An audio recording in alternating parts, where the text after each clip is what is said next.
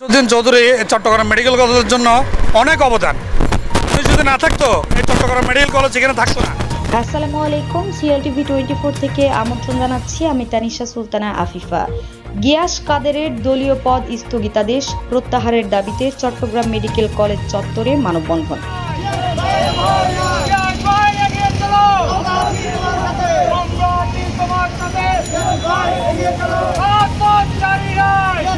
সদ্য দলীয় পদ স্থগিত করা বিএনপির কেন্দ্রীয় ভাইস চেয়ারম্যান গিয়াসউদ্দিন কাদের চৌধুরীর অনুসারীরা গতকাল রোববার বিকেল ৫ ঘটিকায় মানববন্ধন কর্মসূচি পালন করেন। গ্যাস ভাই আজি একদিনের গ্যাস ভাই ন আর বহু বছরের গ্যাস ভাই এই চট্টগ্রাম মেডিকেল কলেজ তার বাপের ওষুধ কর্মচারী হল ব্যাগ করে মিলিয়ে নেয় যৌথভাবে ওকে প্রতিবাদ সমাবেশ করি যে মানববন্ধন করি ওরলে বলি ইয়া করেন আর এই মানববন্ধন আয়োজন করছি। এই মানববন্ধন আয়োজন ওর পথকান জন্য ফিরিয়ে দেয়। চট্টগ্রাম মেডিকেল কলেজ পূর্ব গেট এর ঔষধ দোকান কর্মচারীবৃন্দ এবং সর্বস্তরের জনগণ এ সময় তারা বিক্ষোভ মিছিল করেন এবং মেডিকেল কলেজের আশপাশ হয়ে বিভিন্ন সড়ক প্রদক্ষিণ করেন মিছিলটি।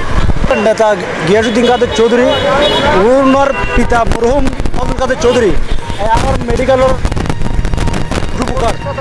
রূপকার দেন ওর উপর যে অত্যাচার কেন আজ ইয়া ওরে বহিষ্কার পর্যন্ত আর বেগুনে মেডিকেলের ওষুধ কল্যাণ কর্মচারী যারা আছে বেগুন ইয়ানোর তীব্র নিন্দা জানায় আর খুব তাড়াতাড়ি যেন ওর পদ ওর পুনরায় ফিরিয়ে দেওয়া হয় আর ইয়ার আজ ওই মানববন্ধনে বিভিন্ন জায়গা থেকে মানুষ এসে উপস্থিত হন।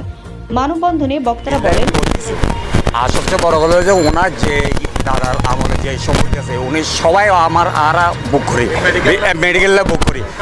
ফজল কাদের চৌধুরীর অনেক অবদান উনি যদি না থাকতো আজ দিয়ে মেডিকেল অনেক জায়গা যেতে কই।